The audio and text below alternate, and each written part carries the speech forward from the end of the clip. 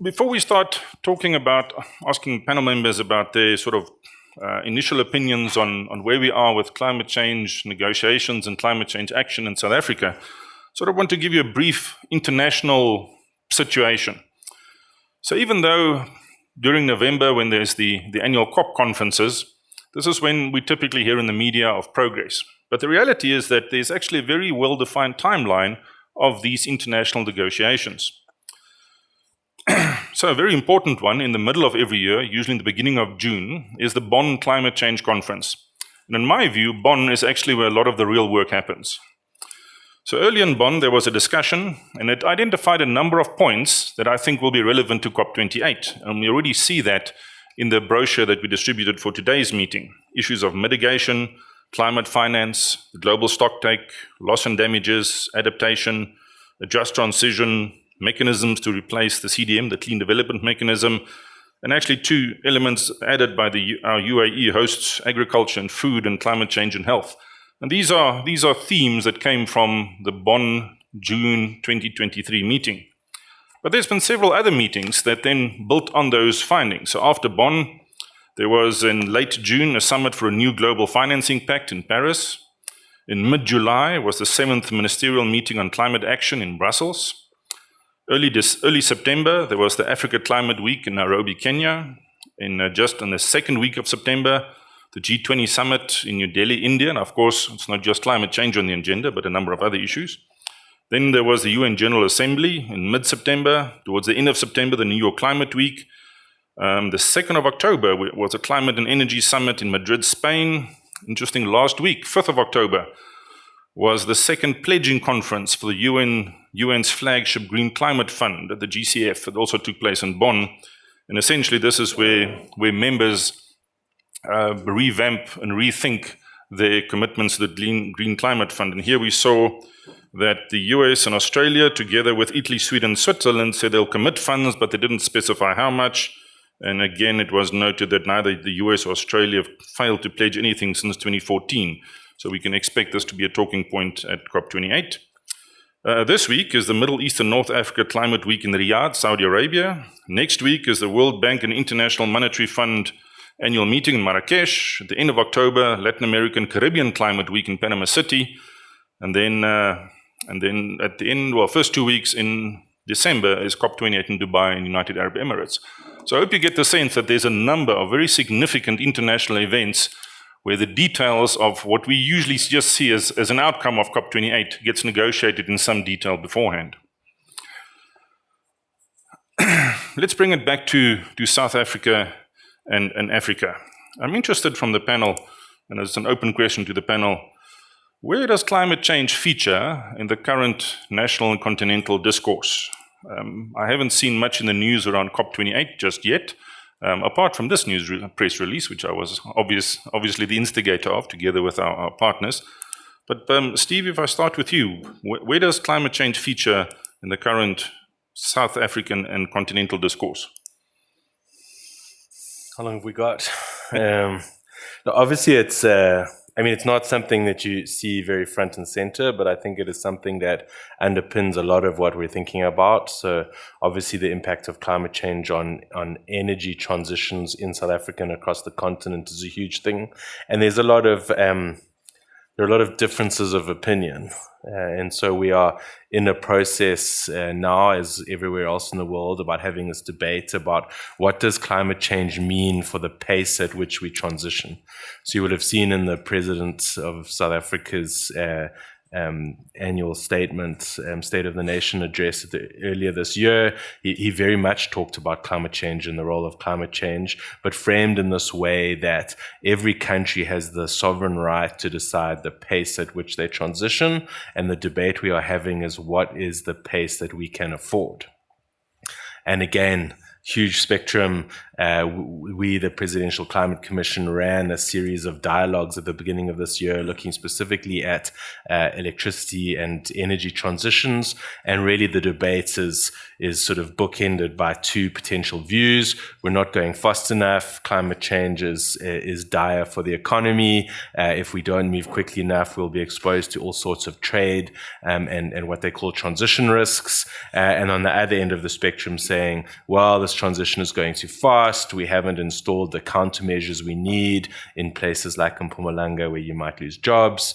And both sides are right. And so how do we find this kind of middle ground and address both sides of the issues is the core challenge, really. Thank you, Steve. Tanya? Yes, I think if it is working. I think back to, I think it was 2013 COP in Durban. I think it was 2013 COP. And when I had just taken over the sustainability role in Investec, and I asked if I could please, represent Investec and go to COP 13. No one knew what it was. No one knew. I had to explain what COP stands for, what they do. Even my own family, my friends, no one had heard of COP. And that was already, we were already well into it. I think that has changed significantly in 10 years. So you're saying you haven't seen much. I don't know if I agree with that. Every single day when I open up, my Bloombergs or Daily Maverick are fantastic. I'm seeing it every day. I'm seeing it every week. There's discussions, there's conversations. And, it's a critical point because when the media stop talking about something, you've lost. When the media keep every week raising and highlighting, then you're going to get somewhere. But I concur with Steve's sentiments. So much to do, and talking is one thing, but action is another. So I'm coming from the business school and a corporate background. And what we see at the business school is not necessarily conversations around COP28. So it's absolutely wonderful to be hosting this event here and being part of this conversation. What we have seen in recent years, building on comments from Tanya, is that on the corporate side, there's a lot of requests for ESG, an ESG strategy. And that's a parallel complementary conversation. And I do think that the climate agenda and the climate debate is part of that. But the question we often get is, what do we do with this ESG stuff? And so the environmental and the climate agenda is definitely part of that. And I've seen a difference in the corporate conversations, even the conversations in my classroom since about 2018. And I don't know why 2018, but that's it wasn't much happening after in 2016 or 2017. And my classes, even in 2018, students were saying, why are we having this conversation about climate change? And then we started to get corporates asking about ESG, so that a large part of that is the climate conversation in a corporate environment, I think, the questions that we're getting from corporates, but also it's the navigating the S. So in Africa, the conversation's about just transition. But even when I was working with my colleagues a year ago on a launch to business schools across Africa about just transition in Africa, I had colleagues from around Africa saying, Joel, what's this just transition? And we had some wonderful conversations and have had over the last year at business schools and talking about where the demands are from the corporate environment, from the students that actually go through our institutions. So I don't think we've got enough change. I think it's at the early days of compliance, of reporting, and to Steve's point, there's we've got to get to the action agenda, which is what this session is all about. Thanks, Jill. I think the action agenda is actually one of the major points that the President-designate Professor Sultan Al-Jaber has mentioned for COP28. Going online, Thuraya, do you have a different perspective from your part of the world on where climate change and COP28 features in the current discourse?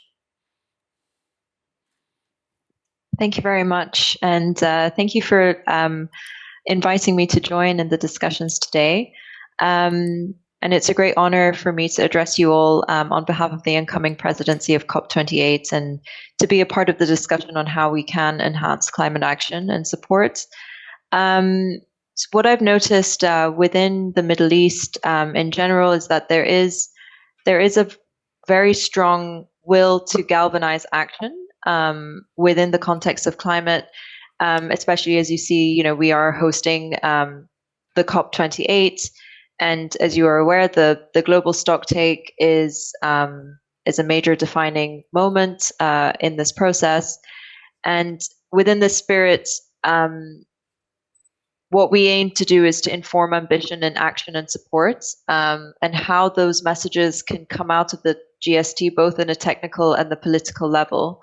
So we are very much keen to have an overall message that we can deliver as a collective goal at COP28, and how we can actually transform 1.5 in a manner that is just and driven by the science, so that climate action drives growth and prosperity for all of us. Thank you very much, Thuraya. Guy, you've got lots of experience in the international domain and what the nuances and the current topics of discussion is. Do you think my assertion that it's not that front and center in South Africa is accurate, or am I missing some murmurings and discussions behind closed doors? Thanks, Bharat, and thanks very much for inviting me to participate. I do hope my bandwidth holds up. Well, no, I think it is a big topic of discussion, increasingly so in the last few years here in South Africa, and particularly around the just transition. And and on that issue, the fair distribution of energy jobs, for example, across the country. What is your baseline? There's an argument that it is unfair for jobs to be lost in parts of the country which are rich in fossil fuels, but isn't it unfair that all the energy jobs are in one part of the country which has the fossil fuels? Shouldn't we be looking at a fairer distribution of energy jobs across the country? So there's some interesting perspectives and lenses that I think we can bring to this debate as a nation. But just, I'm glad Thuraya brought up the science. I just wanted to insert this. We're talking about negotiations. We cannot negotiate with nature, and we can negotiate with each other, but we cannot negotiate with nature. We have an asymmetrical relationship. Nature holds the power, and this is where the science has really helped us, because we know that our carbon budget is probably somewhere around 380 billion tons CO2. And that at current rates of emission, it gives us 9 years to get on top of this problem with a 50-50 chance of staying below 1.5 degrees. The science has given us a very clear set of goals, or not goals, but indicated what needs to be done in order to avoid risks, which are very much risks to Africa. We know Africa is the continent that stands foremost in the pathway of adverse climate effects. And if we look at the continental view, which came out in September, strong emphasis on decarbonization of the global economy, which you can understand from the perspective of Africa's risk profile, and then a link with debt restructuring, which I think is also is an important and nuanced view to take. So if Africa can climb out of its debt problems through creative and powerful just energy transition, which doesn't damage the environment, improves people's health, adds to food security, and all those other things, then we're ahead of the game. If we don't, we're going to face significant problems on this continent and in this country. Many of you have mentioned the notion of a just transition. Stephen, I know you've been involved in quite an extensive process in mapping out the just transition in a number of sectors.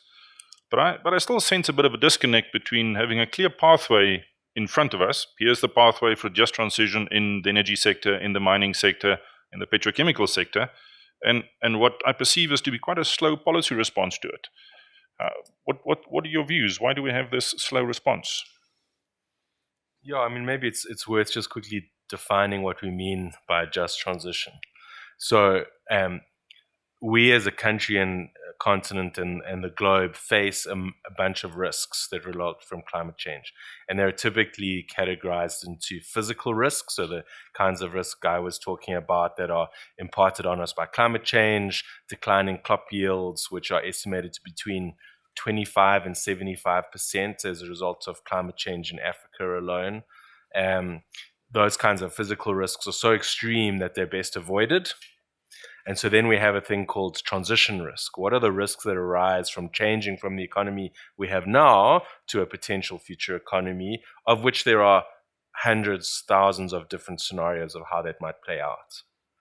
And we could do that transition that purely focuses on emissions. So we can use technology we have today, capital structures we have today, and you end up with a zero carbon economy in 2050 that still has the same levels of global and local inequality, poverty, and unemployment. That is not desirable. So a just transition is talking about how do we do that transition in a way that addresses the underlying triple challenge, right? Mm-hmm. So to your more specific question, is the policy response quick enough? Nobody knows how we're going to do this, right? We're still working it out. And that's why the global negotiations are so fraught. Mm-hmm. And into that complexity of future options, you have different views of how the world works. You've got, socialists and capitalists in the same room. You've got technology, people who believe technology will solve all of our problems and people who think it's a social solution. So these are kinds of the challenges. So you would expect a lag. Mm-hmm. The lag is too much. So if we think about today's policy response globally, just on the commitments we've made under the NDCs that have yet to be implemented, we are heading to a 3-degree world. And now just for South Africans, we warm at twice the rate of the global average. So a 3-degree world means a 6-degree South Africa. And that's horrifying. There are things that are happening at that are really scary. So we need a faster policy response globally and locally, and of course they're interconnected. Very difficult to change your South African energy policy if the global energy policy is a different thing. So these things are really connected. But yes, we need a much more accelerated policy implementation, but also to be thinking more than just about technology, mm-hmm. which is why you have things like capital market restructuring as a point of debate within COP, because unless we can restructure capital markets, there's very little chance of developing countries whose cost of capital is 4% higher than anywhere else in the world and who don't have any liquidity on their national balance sheets from financing their way out of this situation. Mm-hmm. So, short answer, it's complicated. We're moving too slowly, but there's hope. With your previous experience around strategy, around sustainability, and maybe Jill, you've also got something to weigh in here. How does a large multinational deal with this uncertainty? There's a clear pathway. There's this policy uncertainty, and somewhere in between, as a particular company in the sector now needs to navigate this pathway. The first point is that the world is in an immense amount of pain right now. Mm-hmm. You've mentioned a number of things. Jill, the reason why 2018 was so critical was because at the World Economic Forum in Davos, that's when they started increasing the talk around it can't just be about financial returns, there's got to be a greater focus on other things. I remember that quite distinctly, and that was when you suddenly started seeing the global risks shift from being political or financial or debt to being climate and social risks. If anyone goes back and looks at how those changed in the last 6 years, there's been this wave of, almost a consciousness waking up. But the point is that no matter which geography you're in right now, you're facing pain. Even the developed world is facing pain, which means issues like climate change, which should be at the top of the agenda across everything. For us, all the people in this room, we're believers. It's easy for us to say that. But policymakers actually have to balance things. They have to weigh things. And you've got the short-term conflict versus long-term conflict, where you're trying to deal and heal the wounds now, which other things take a lot longer to do. So I think that's what we're facing. What concerns me is how some of the developed world has pulled back somewhat in the last year. If I think of Rishi Sunak, even the US has gone back on a couple of their commitments. And when that starts happening, I'm very scared for Africa, and I'm very scared for South Africa, because we are heavily dependent on the developed world to help us get through this and get to where we need to be. So navigating it as a multinational, you've got to have a geographic perspective. In the UK, it was quite nice because there were a lot more definitive scenarios that you could use. So, and there's a lot of supervision. There's a lot more of a cooperative environment for multinationals to work towards what they need to do. Whereas South Africa, it's been a lot slower. It's been a lot more difficult. And it's very, very difficult because we need those sector pathways in order to do our own, in order to work out your own plan for to 250, and they don't exist. So, your hands are tied. But really, you've got to take a geographic approach. Yeah, thanks. I'll come back to this idea of pain in a second. Jill, have you seen any innovation in business models from large companies, or innovation in how they strategize that you can share with us, or is this still a bit of a blank field? I wouldn't say it was a blank field. It's an emerging field, and you have to look quite broadly globally to find companies that you can be inspired by, and what we call strong sustainability business models. Sustainability business models that take the environment as the main focus of how we actually we exist in the world, how we our purpose as organizations and as individuals. And there are organizations like that. Neither of them. There's two or three that we continually talk about in the sustainability field, but there are other organizations that we're also very familiar with. None of them are perfect, but there's learning. There's opportunities for learning from some of the things that big corporates like Unilever or Nestle. I teach Nike partly because it's Nike is a case study here, because it's not perfect, but we can learn from it.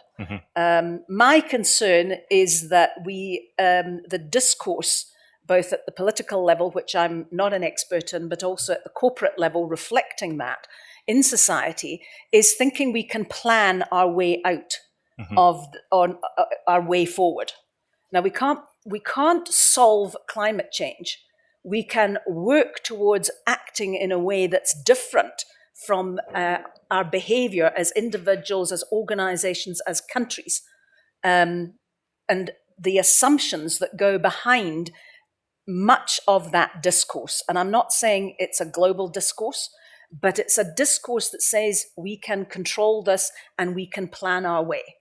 There are pathways forward, but I use the word pathways plural, because I don't think the pathways are clear until we start to act in the right direction, or in a direction, let's not say the right direction, but the direction that takes us forward to doing not just less harm, but acting in a way that is conserving our environment in a better way. Whether we can avoid a crisis, I think we're way past that. But I think that there's a different mindset that is required, that understands the complexities and stops considering that everything is a simple thing to be fixed or solved. I don't find that at all useful at whatever level we are talking. And I know that that's not easy. But I don't see enough of it. Guy, I'd like to come back to this idea of pain that Tanya talked to. You and I, and perhaps other people in the audience, are very well aware that we're about to go into what's highly likely quite a strong El Nino phase. Now, just to maybe you can give us a little bit of a recap on El Nino and how you think that might interact with existing climate change, and how that might give us a sneak preview of one of these scenarios that we'd like to avoid. Thanks, Boris. Well, first I'd say yes, the solutions are not simple, but I think the challenges are becoming increasingly clear. So there's a lot of clarity around what is emerging in our climatic system, part of which is the interaction of what were once decadal natural cycles with global warming. So the exacerbation of the La Nina condition, the exacerbation of El Nino warming, which is a state of the planet where the ocean heat balance shifts and the ocean stops taking up heat as efficiently as it once was. And so the atmosphere responds in ways that can cause climate devastation across many parts of the world. About 40% of the oceans are in a marine heat wave state at the moment. And we can see a lot of climate disruption we've seen in the Northern Hemisphere, particularly some increasingly adverse impacts. So I think the writing is on the wall in a very, very clear way. The solutions are complex, I won't deny it. But the pain side of things, I suspect that we inflict a lot of pain on ourselves unnecessarily. Why do I say this? I think that governments seem not to realize how much power they have as the fiscal sovereigns of investing in solutions themselves. I would argue that South Africa has a very well diversified economy. We control, the Treasury controls the amount of financial resources that are made available into the economy. What we call our national debt is in fact balanced exactly on the other side by the national wealth, which is the amount of money in the economy. Those two things, just by simple bookkeeping, have to balance.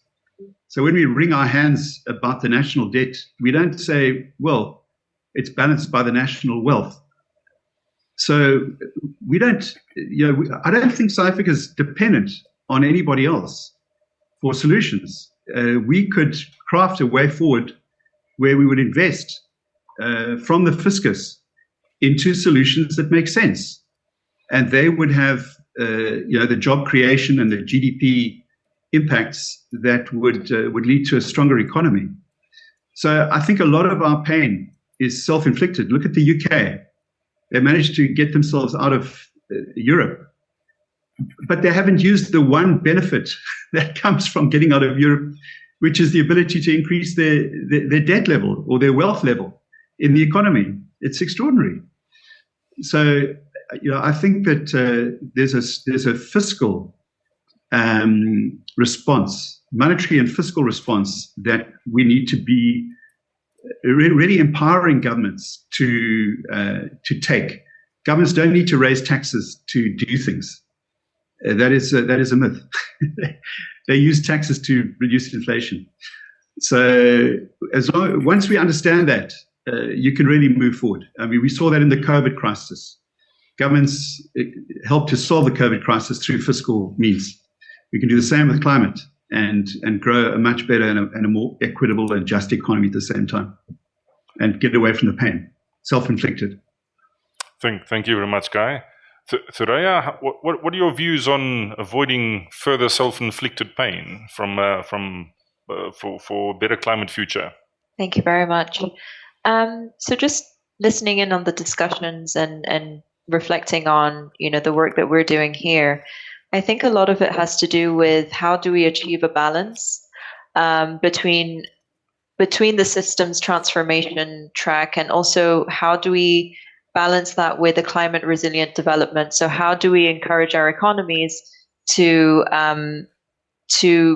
push forward those two pathways in order to get to a level where we can achieve a just transition, making sure the socioeconomic factors of countries, including developing countries, are also considered. So I think it's trying to have the balance between making sure countries are going forward in a sustainable way, both in their societies and economically, and how do you increase your transformations, from a mitigation aspect, but also from an adaptation aspect. And I think these are the key narratives that we need to look into, and how can we raise ambition in those respects. Based on the current nationally determined contributions, the gap to emissions consistent with limiting warming to 1.5 is estimated to be around about 22 gigatons global emissions. global emissions need to peak between 20 and 2025 to limit warming. We see that emissions have peaked in some developing countries, but not globally. So in order to reduce our emissions, we need to cut them, or to reach these targets, we need to cut by 43% by 2030. And my question is to the panel, is given that past energy transitions, when you think about historically moving from wood fuel to coal, from coal to gas and others, these transitions have always taken in the order of decades, 30, 40 decades, to achieve maybe 40, 50% energy change. So how do we get this done? How do we effect this energy transition effectively in a decade that in the past has taken several decades? We said earlier there's no quick answers. Who wants to have a go? Steve.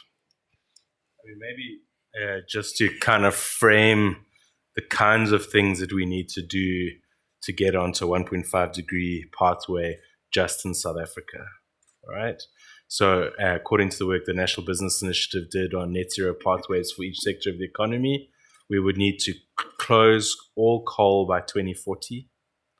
We would need to have 1 million electric vehicles on the road by 2030 and an absolute ban in the sale of internal combustion engines by 2035. We would need to shift 30% of people from conventional diets to climate-friendly diets. That means 100 grams of meat a week, right? These are not small changes, right? I joked, I made a speech at one of the COPs, I can't remember which one, that South Africa will give up coal before we give up meat, right? And I think that's the challenge we face. These are socio-cultural issues. And so I don't think it's not a technical engineering problem. We have the engineering solutions we need today to solve for 70% of our emissions today, financially viable solutions today. The problem is we're not implementing them fast enough, and that gets back to these kind of socio-political challenges. And so the key in this is collective will, and that needs us to really understand the science. And we play into a very complicated space of misinformation and vested interests, both at a sort of national, company, global level. And those are the things that we have to solve. So I think the solution lies not necessarily in engineering and innovation, which of course is important for the remaining 30%, but in really trying to align on a common set of goals. And of course, the global stocktake is kind of what it's about. But at the moment, we conveniently ignore the degree of the challenge. And I think that it's obvious that change is at community, individual, policy, national, and global level. It's not something we can push out there. At an individual level, we have to accept that the quality of life that we as individuals have, particularly those of us in this room, is way higher than is sustainable, and you need to make some real changes. Mm-hmm. I'm interested in Thureya, your view on this energy transition. What are your views on achieving this size or this magnitude of a shift? Thank you very much. I think the concept of having a just energy transition lies in one of the key aspects of the global stocktake, and I think it's something that would definitely have to be welcomed in a nationally determined manner. Basically how different countries can accelerate a just transition within their means and within their ability to update and enhance their NDCs. And with that respect, I think the global stocktake could be a very useful tool for that. And as you were mentioning, the technical synthesis report highlights, what the key gaps are and how we can get there, and also echoing the AR6 report that basically highlights the science, that we are off track and how do we get there. So I think transferring what we have under the technical synthesis report and really generating key political messages out of that and trying to encourage, multilateralism as at its finest. How can we collectively come up with a solution that would welcome increasing our ambition in our NDCs, but in a way that complements different nations in their approach towards climate ambition. Thank you very much. Guy, I saw you writing notes. Yes, and your hands up. Yeah, thanks. It's a great question, and yeah, thanks for all the points expressed so far. I think they're all very, very relevant. I just think we need to flip the narrative from challenge to opportunity. Once you shift your mindset into one of a future which is better for everybody, is more equal, is cleaner, and offers better jobs, better lives for everyone, then it becomes a lot more acceptable and a lot more engaging to envision that future. We just, by being stuck in the concept of challenge, and I mean, I appreciate, Steve, it is a challenge, there's no question. But if we keep ourselves stuck in the notion that it is a challenge, then we miss the opportunity of expressing a vision of a better future. And that, I think, is a really, really important mind shift. And it brings a much more optimistic view. And you can then enthuse and encourage and give people hope. The young generation needs hope, man, desperately. They are bowed under with the appalling political leadership which has led to all these wars, conflicts.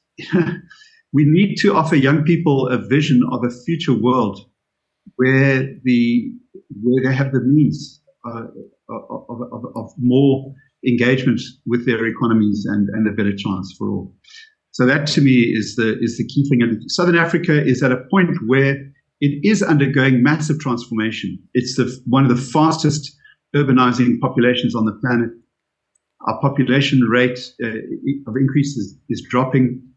Our GDP is rising mostly across the region.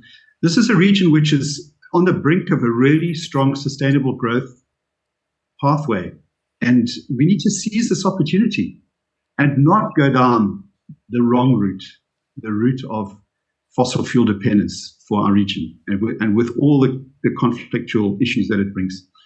So that would be my advice, is really try and flip the narrative. Thanks, Guy.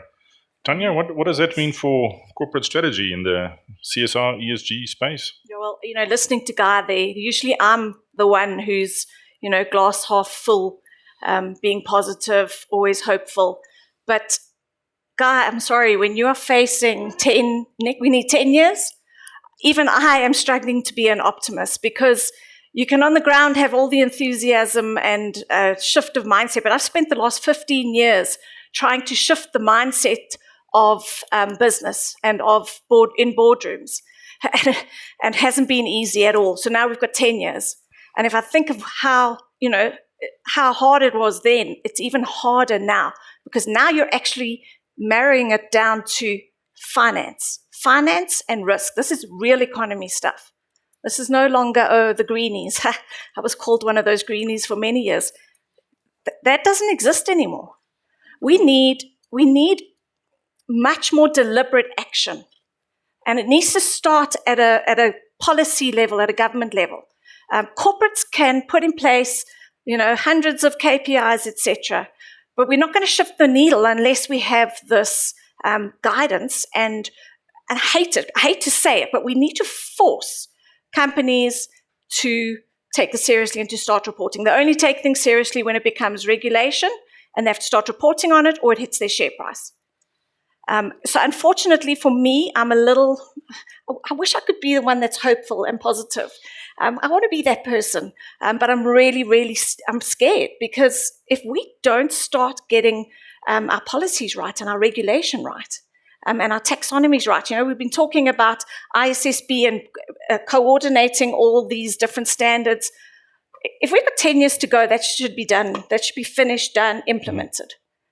So I guess, for once, I'm a little more pessimistic.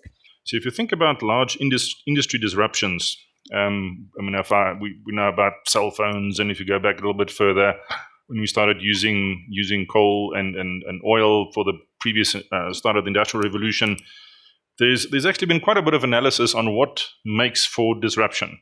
And it's usually a combination of factors. It's either technology cost curves, business model innovation, product innovation, open access, market dynamics, and maybe some other factors. What additional factor might we need here to effect this change? Yeah, there's another great big question, but I'd like to connect to what Tanya was saying, because Tanya's been on the ground for X number of years. I've been in a corporate environment and have morphed into the academic environment. And I find that really interesting that I'm now looking at the questions I had in business from a different set of assumptions and some new ways and new ideas. And it's very sobering to hear Tanya talk about the challenges and how long it's taken. I think that the bigger the ambition, which is a reflection of the COP28 statement of intent, but the bigger the ambition, it's not so much whether or not we actually make it by 2030, but have we made significant progress? Because if we don't set a big enough ambition, it's going to take us even longer. So this is a long-term endeavor, and it may well take longer than 10 years, but we really have to be ambitious now because we have been dragging our feet. And I mean, this is also a thing about mindset, is we talk about we as if there's a general collective, and there's not a general collective. There is a great deal happening at the multilateral government level, national level, and that's actually what the stocktake is about. As a business person, I'm looking at the stocktake. I was reading it last night for the first time and actually going through the points. I even started to do word searches to say how much of this really talks to corporate business multinationals. How much there is all about government actions, and why is there not more there that is directing ambitious expectations and actions to leverage what sits between the citizen and the government in any country, which is organizations and the place where action in the economy takes place, which is business. Now, there is a lot that needs to take place in the entrepreneurial space, but I come from corporate, and the money sits within the corporate environment, and the corporates are a huge point of leverage, whichever industry you're in. Mm-hmm. And to me,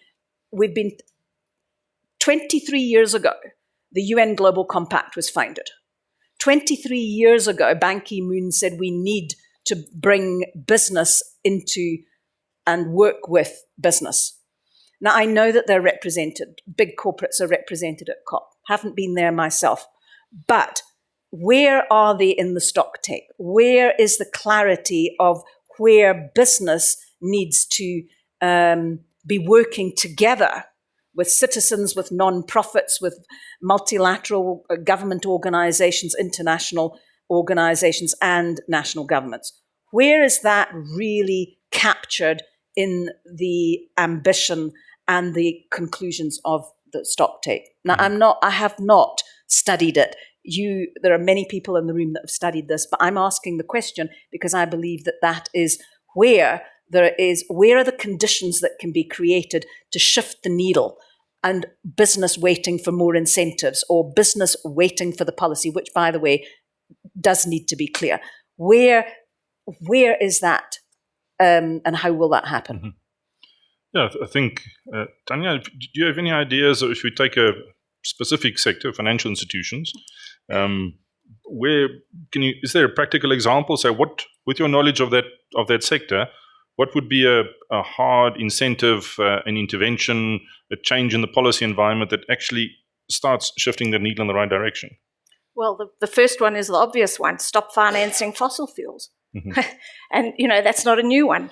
I remember having to convince, a room full of risk people why this was the sensible thing to do. Never mind the carbon emissions. Mm-hmm. This is a sensible business thing to do. You're managing your risk. So from a finance sector, there's so many, and the financial sector impacts across all sectors of the economy. So they really have to stay on the ball in terms of, what happens with any of these solutions. But the financial sector is probably under the biggest pressure ever known to not only manage their own emissions, because scope 3 takes them off the charts. And I mean, there's an immense amount of work that has been done. But we're still nowhere in terms of understanding what those actual numbers mean. And for me, the biggest gap is between these NDCs and then what companies are reporting, and how do we bridge this gap between the two?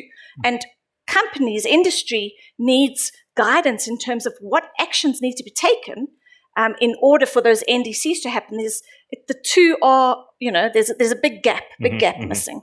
But I mean, the financial sector is obviously one of those critical sectors to solving a lot of the solutions. Thank you. Steve? I just wanted to say to Guy's challenge, what I often say is you get people's attention with risk, you keep it with opportunity. And so if we keep this risk debate going on, I completely agree with Guy. People lose interest, they can't find hope in it, they give up.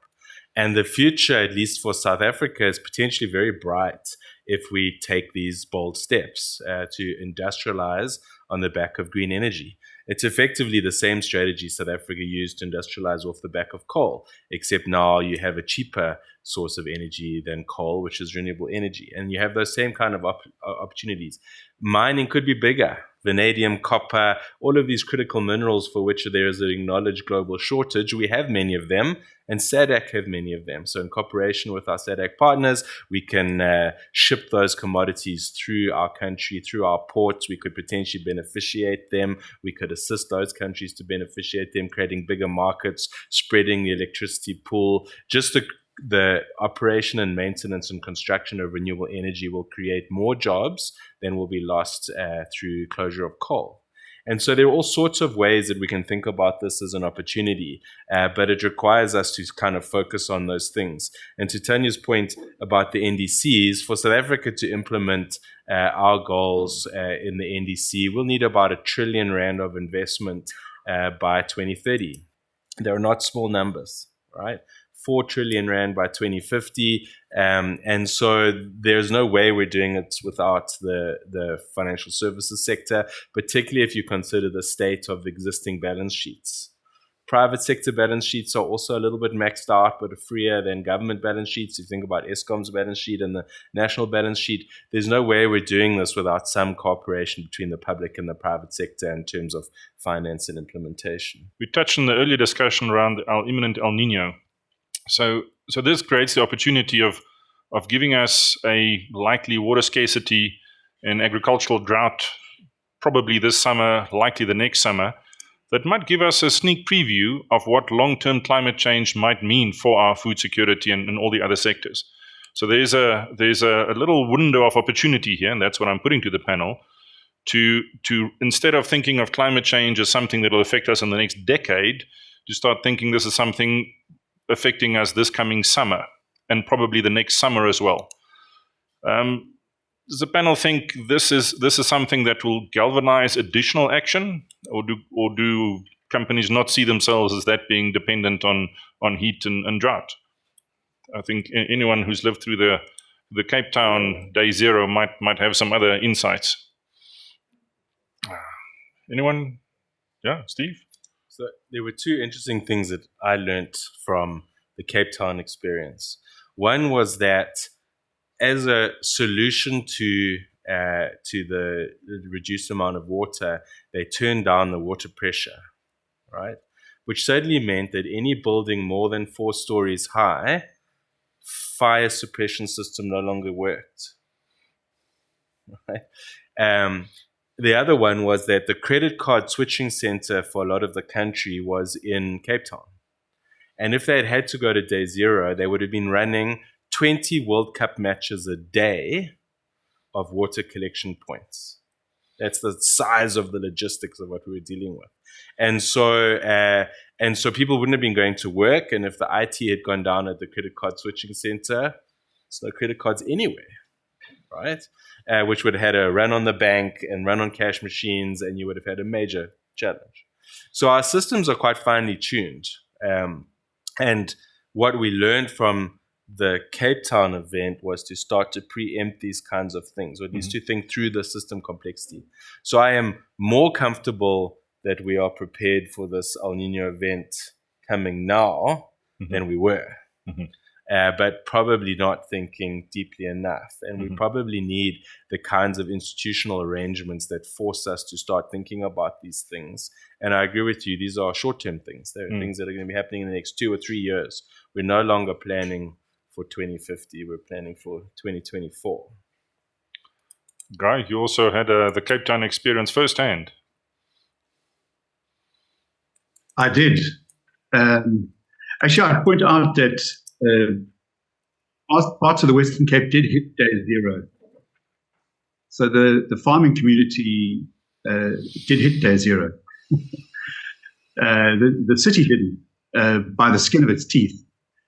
Partly actually because the Western Cape farmers donated water to the city from some of their dams. So there was an amazing private-public partnership there, which helped Cape Town get through at least a couple of weeks.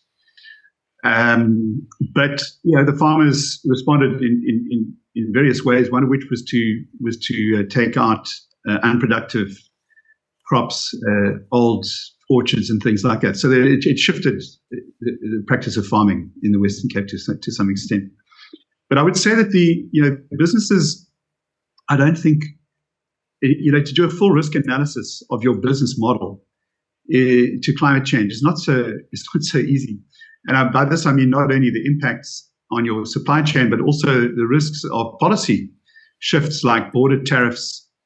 If businesses realize the kind of risks that are coming up to things like border tariffs, the goods that you produce may not be saleable in the international markets, all those kinds of things, that would really crystallize things. But the IPCC, the science, isn't really, I don't think we've done enough to highlight those risks. We're trying to focus more now in the next round on risks to cities.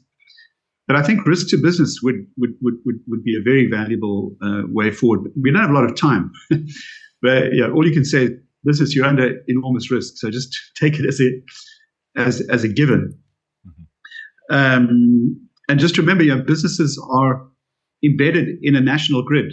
So with one fell swoop, or not with one fell swoop, but with a changed grid, a lot of our businesses would become compliant if we produced anything more better, more cleanly.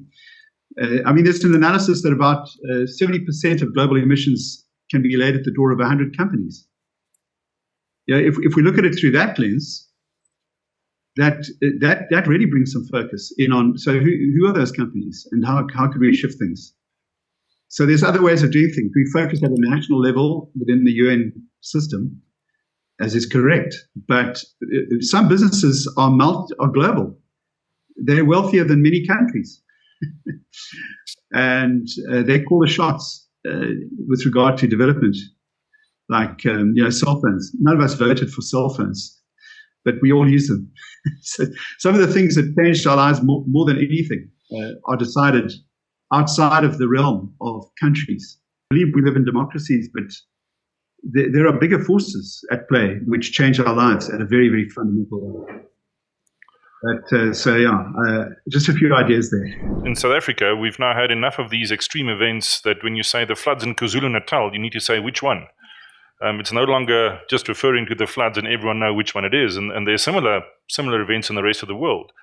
There's now a global organization called the World Weather Attribution Center that on a weekly basis looks at international extreme weather events and then runs the analysis to say how likely these events, how more likely these events have been due to climate change or not.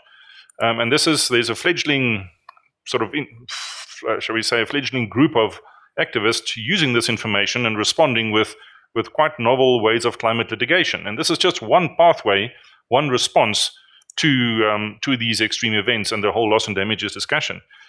I'm interested to hear how would industry or how will the private sector respond to infrastructure losses triggered by climate? How do maybe again, Tanya, financial institutions maybe with large infrastructure assets, how will they navigate this complexity?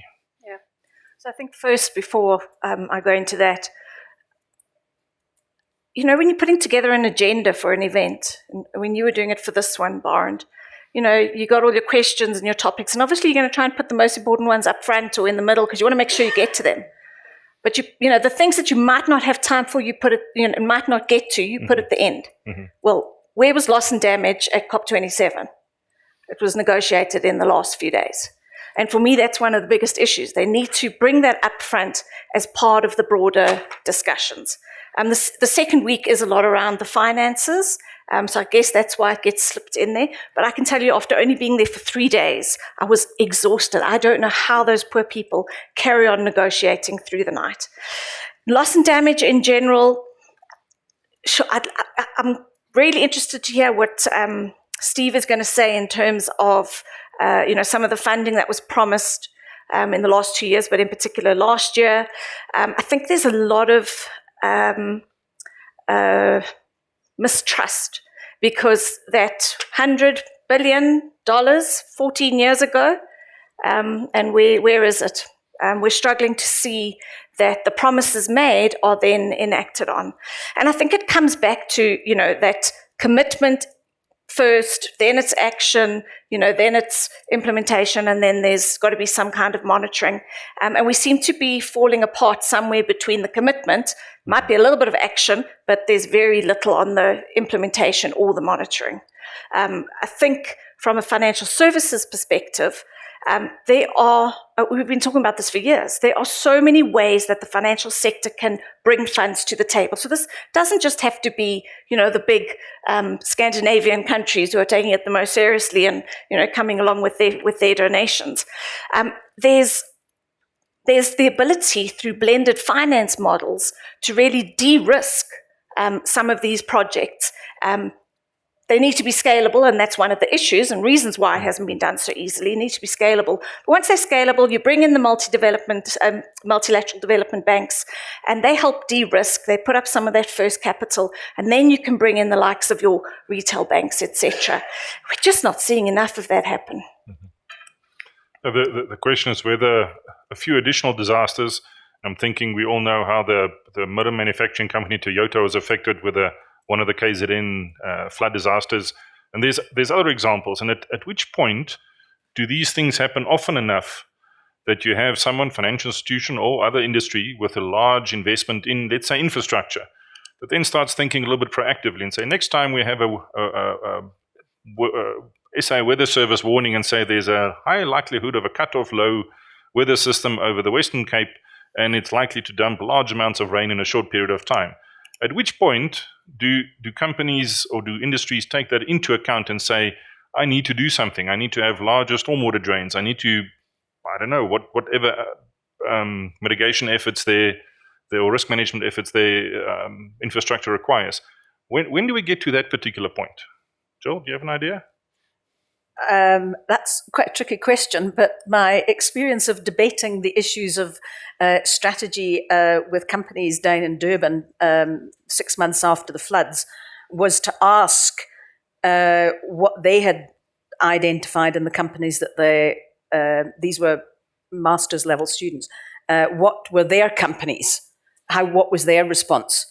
And I would say the one that stuck in my mind is that we should have moved to Hammersdale faster, and we should think very carefully about where we locate our new warehouse or whatever. It wasn't necessarily that they were expecting the infrastructure, the sanitation reticulation systems to be upgraded, probably patched up. So it wasn't, where are they going to do that? It was really, well, maybe near in the low-lying area around Isipingo and the harbour. That's not the best place for us to have our operations. And those were the conversations that were taking place. So I think that actually indicates that, there's a business as usual which says, well, we'll just get back to how it was after we fix it all up. And then there's the other approach to say, well, isn't there fundamentally a shift in what we're doing and where we're doing it and how we're doing it, and how does that affect the way that we produce our product? How does that affect the people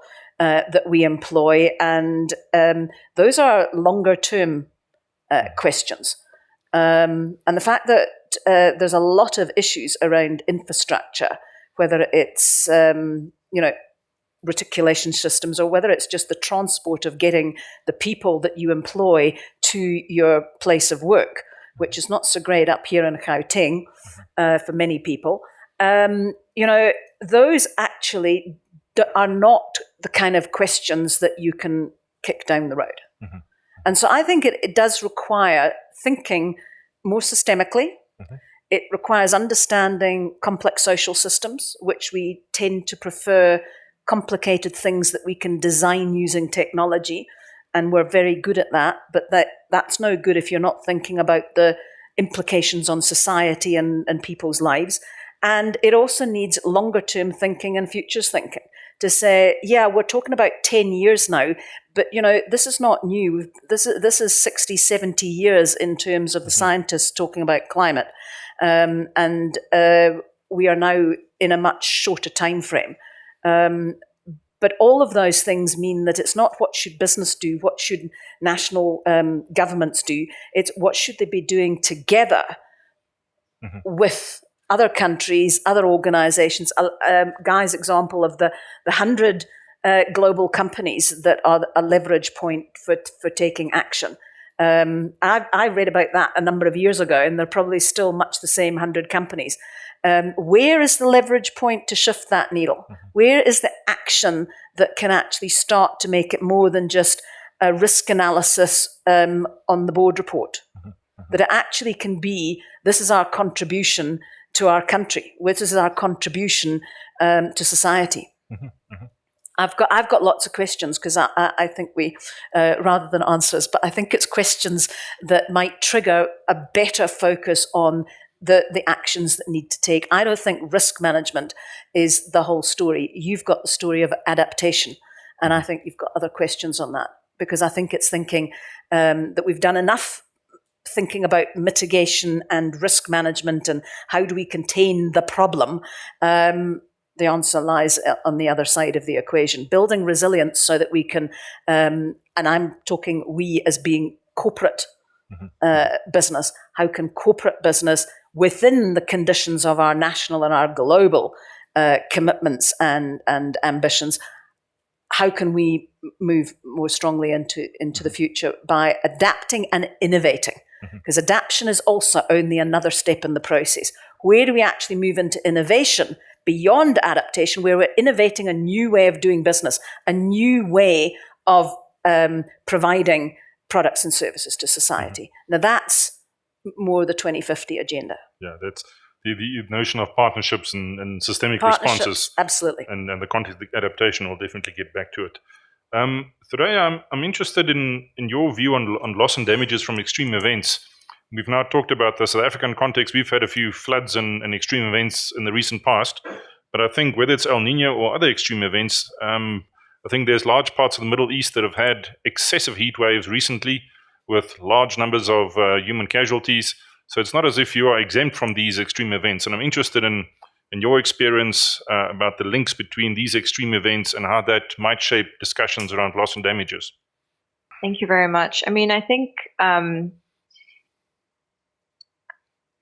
the issue is that we can't shy away from the fact that the effects of climate change is definitely prevalent now, across the globe, not just in the Middle East, not just in Africa, but in all major parts of the world, and understanding that the consequences of the El Nino effect that will be coming soon, and in terms of, for example, here in the UAE, we had a very very extreme summer over the past few months, and it's only now that the weather is starting to kind of cool down a little bit, which is not the norm, let's say, over the past decade or so. I think the fact that we are actually understanding the consequences of what is going on, and how especially in Egypt last year, that parties did agree to set up a structure in which we will be addressing loss and damage within the context of COP and within the context of the multilateral system. I think that is a testament to how important this subject is right now. And, as the incoming presidency, we are taking this very seriously. We want to set up a fund that does address these risks and these disaster events. And I think it's a good start, for us to acknowledge this situation and for us to really start to think about how we can tackle these events collectively. The issue of finance have now popped up in different contexts, and I think there's two very important key findings in this technical report. You follow them up, 14 and 15, and I'm going to sort of paraphrase them a little bit. The one key finding, 14, talks to the importance of strategically deploying international public finance as a prime enabler for action. That's on the one hand.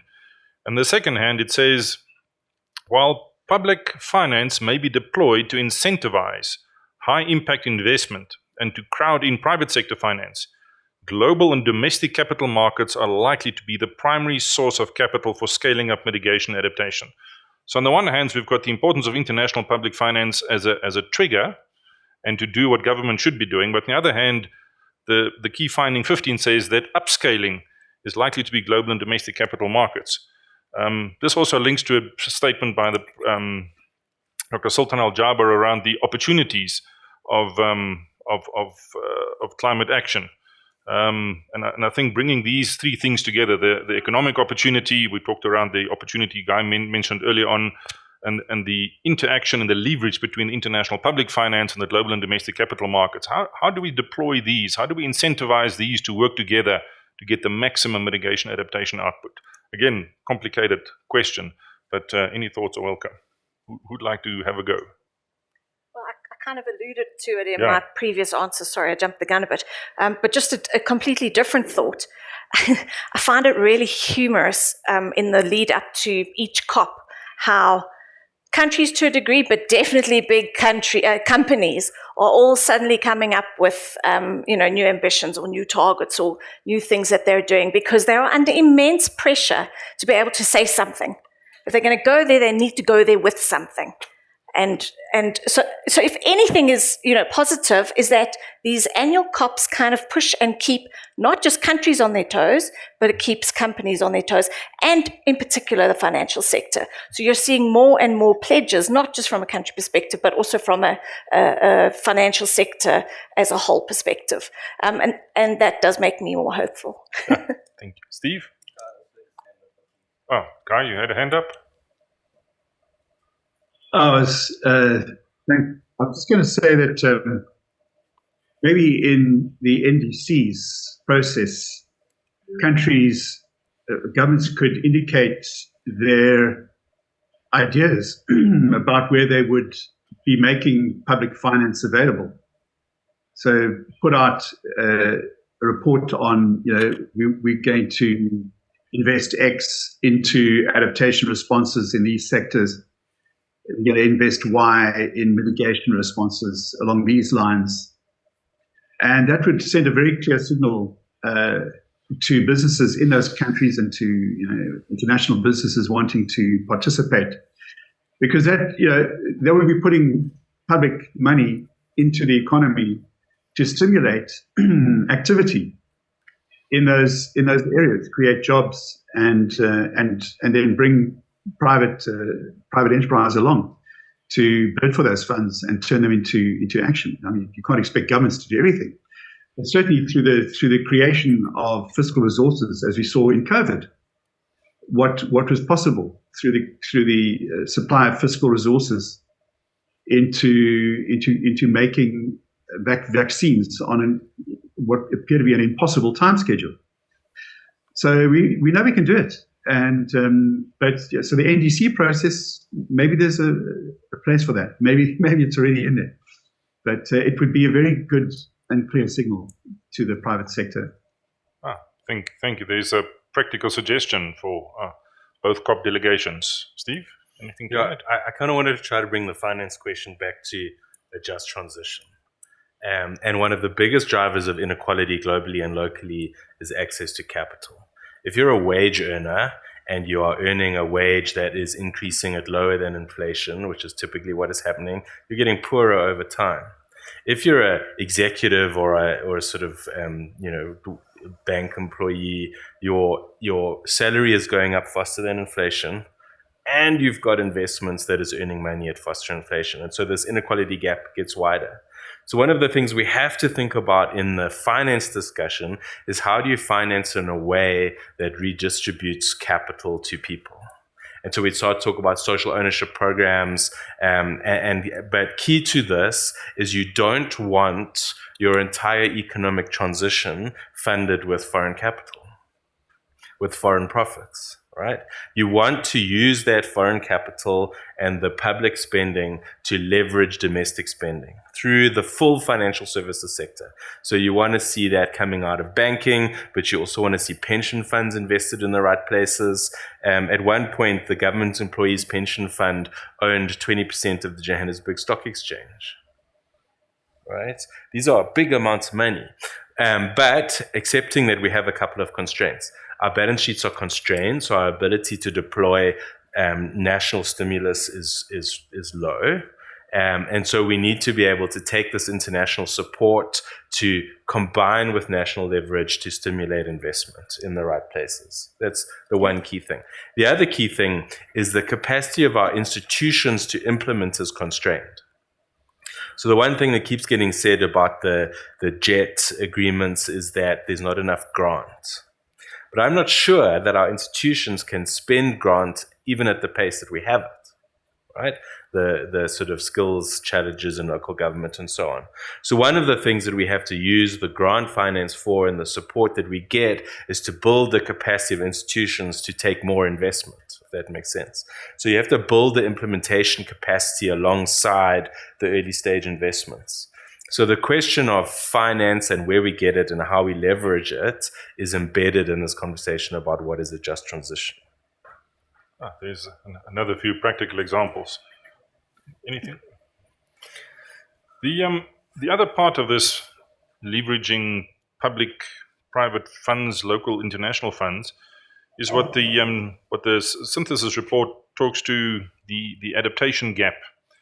So just to briefly recap, mitigation is about trying to make climate change less by lowering emissions and capturing carbon in some way.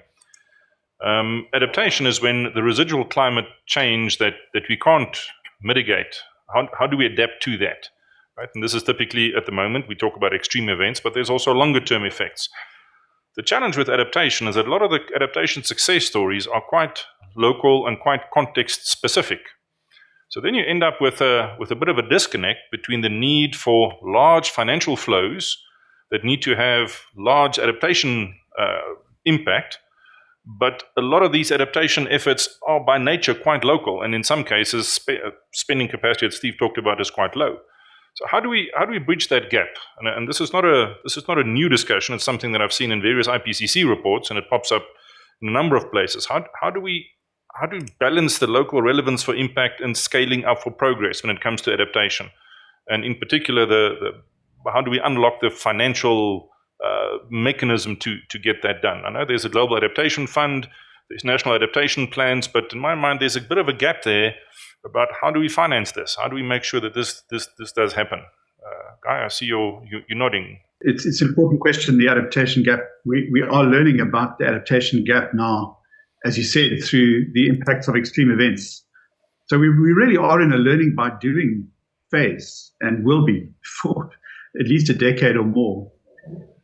So number one, it's really important that we capture the lessons from extreme events and codify them and not forget them.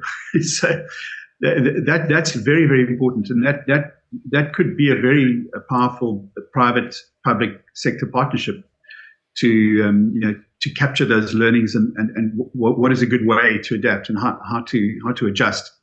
But I do agree, a lot of adaptation is local. But if you look at adaptation happening as climate changes, all those local things are happening simultaneously. So you could predict an increase in demand for investment right across the economy as we broach a succession of climate limits, so to speak. So I think we shouldn't be fooled into thinking that adaptation is local and it's cheap. At a national strategic level, countries that adapt well will be successful over the next few decades. Countries that don't are really going to struggle. So it's enormously important that countries do get adaptation right and that we learn from each other through this adaptation, this learning by doing phase.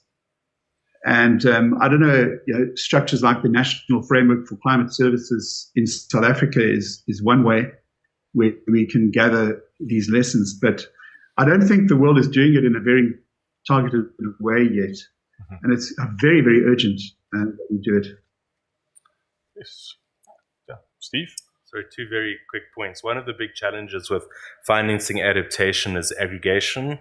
So obviously your projects are much smaller and more dispersed, whereas a bank is looking for one big 500 million rand project that they can invest in. So that aggregation function is quite difficult because it's also often community level projects. The other big challenge is in adaptation, what you're effectively financing is a deferred cost and not a cash flow. And the financial system is used to thinking about cash flows. And in many cases, the benefit accrues to a different party than the costs accrue to. So my favorite example is if you think about that road from sort of the Cape Point to Gordons Bay in Cape Town, it's continually getting covered in sand dunes. And so the Department of Roads has a grader that they use to dig away the sand dunes, which costs them money, right? The cheaper option is to rehabilitate the sand dunes, right? So they don't blow over the road. But of course, now that's a different department. And one department's going to save money and one department's going to spend more money, and you have this massive budget fight, right? And no one's earning any money. You're just paying less money. So it's a much more complicated space than mitigation finance. Interesting. Tanya? Yeah, I would agree with exactly what Steve said, particularly around scale of projects. And we saw that with the Cape Town getting to near zero. There were so many projects, but it was actually quite hard to do that funding in the end. I think that one of the good things that's come out of this need to adapt, particularly in financial services, is that they've started incorporating points into the loan agreements, which they never had before.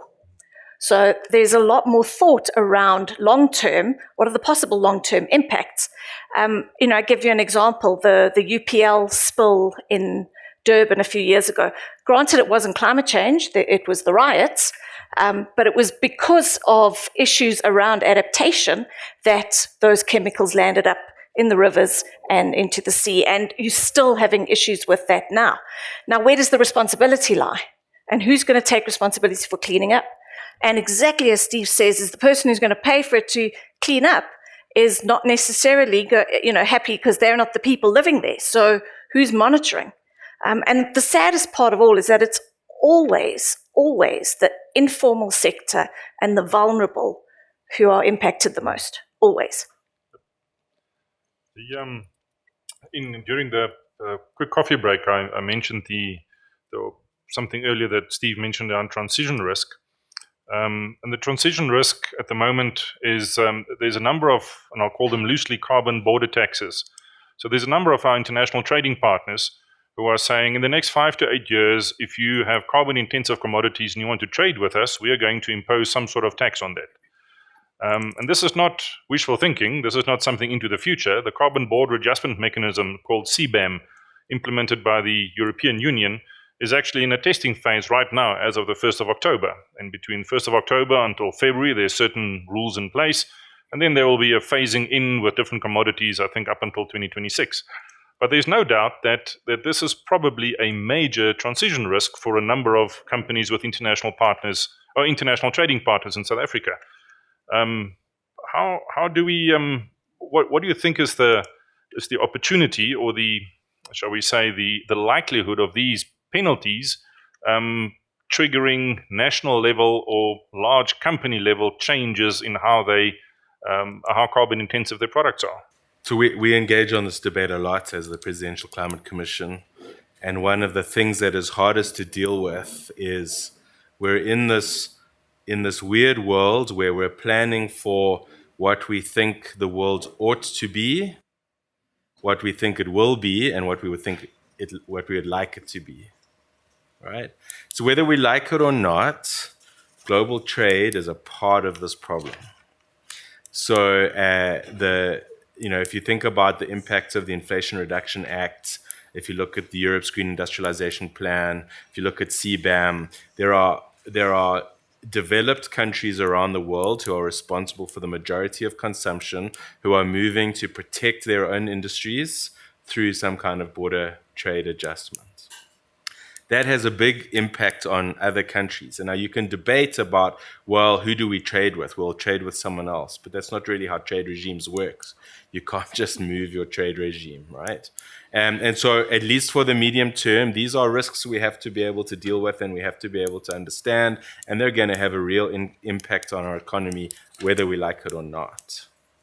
The issue about mistrust is obviously clear. The consistent lack of delivery from the developed world to the developing world in terms of their promises has eroded trust significantly. But I think we also need to be very careful about the narrative about who has and who hasn't built their industrialized economy on the back of coal. South Africa is in the top 20 emitters globally, historically, even adjusted for trade. So even if you take off the emissions that we've effectively sold to other people in the commodities that we produce, we're still in the top 20. So most academic studies put us on the pay-in side, not the receive side. So when they do loss and damage calculations, we're paying in. We're not getting. Now, obviously, there are other things that need to go into account other than just emissions balances. There's poverty, inequality, unemployment, of which we are amongst the worst, if not the worst, on all of those measures in the world. And so it's a very complex debate. Some of it is going to happen whether you like it or not, and so we have to plan for that. It doesn't help us to say, oh, it's not going to impact us. It is. And then we have to be very considerate about these things. So there are a bunch of studies that have been done that look at what we do as we phase out coal. We also need to have that conversation in the context of what the reality on the ground is. These are old coal-fired power plants that are not commercially profitable.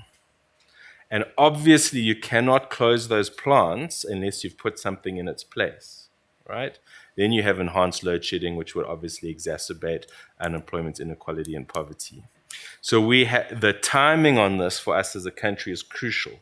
We have to make sure, and so at the PCC we talk about you can't close coal into a vacuum. And there are two vacuums. There's the power vacuum. Obviously, if there's no renewable energy or other energy sources to replace that coal, it would not be advisable to close them down. But also there's a social employment vacuum. If you haven't made the plans that need to be made to create jobs, diversify the economy in those regions, to create social support programs, you're going to have a similar challenge that you close these. And we kind of see that happening at Komati now. We closed the plant and we didn't get the timing quite right on putting alternatives in place. And so you have these disenfranchised communities. So, but not to say that you shouldn't have done it, right? This is the key. You can't delay these decisions for all that long because they're just commercially not sustainable entities. So this is complex. Timing is very important. And as a result, our least risk approach is to build that replacement infrastructure, be it renewable energy or other forms of generation, and the economic diversification and social infrastructure as quickly as we possibly can. Thank you very much, Steve. Thoraya, I'm interested in a take on the just transition from the comment we've just heard and also from Steve's response. How is the just transition approached in your sector and in your region of the world?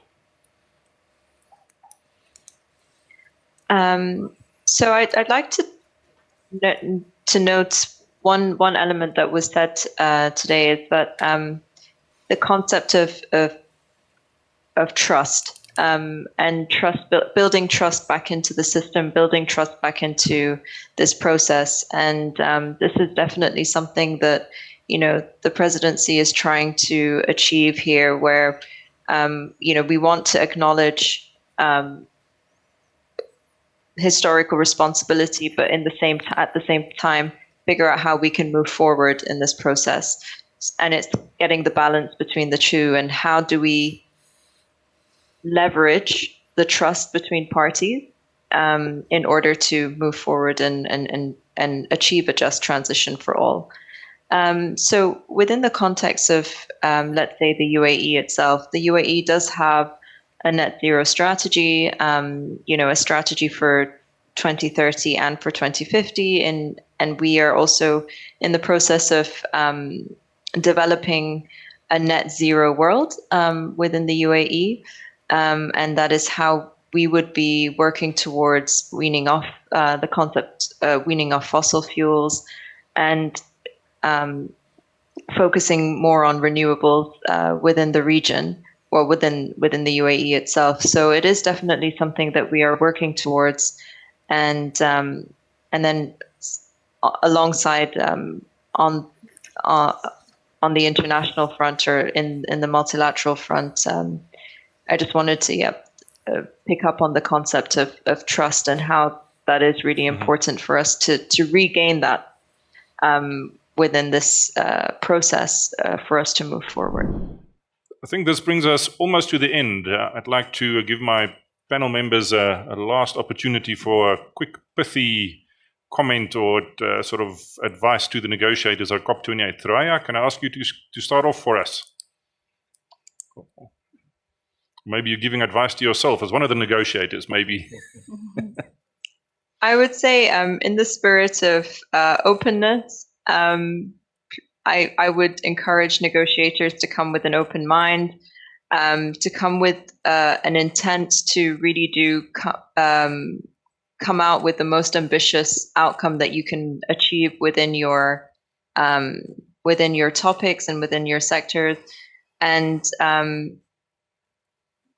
just push for ambition, push for increased international cooperation and trust, and that we want to have a very successful outcome at COP28, and we can't do it alone, and we rely on all the parties to have the same intent and the same willingness to do so.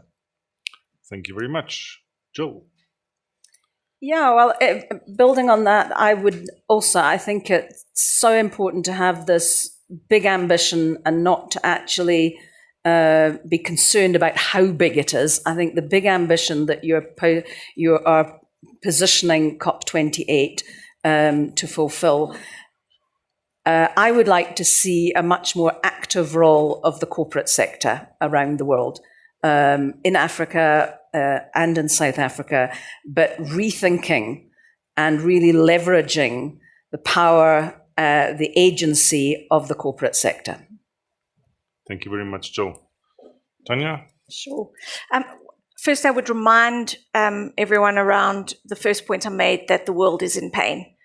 And the reason I say that is because we actually need to be very sensitive in those negotiations.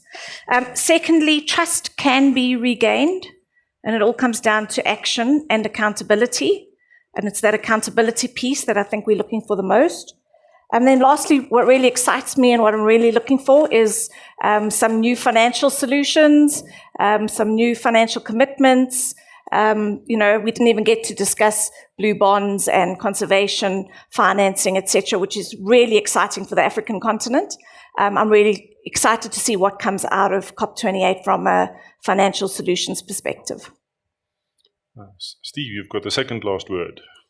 Yeah, so I guess I mentioned earlier that the miracle of Paris was it gave countries this ability to have bottom-up sovereignty.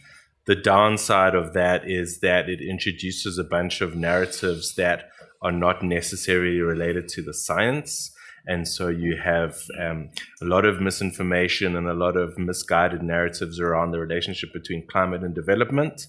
And so just an encouragement and a thanks to the ambassador and the presidency and to keep the science central to the debate.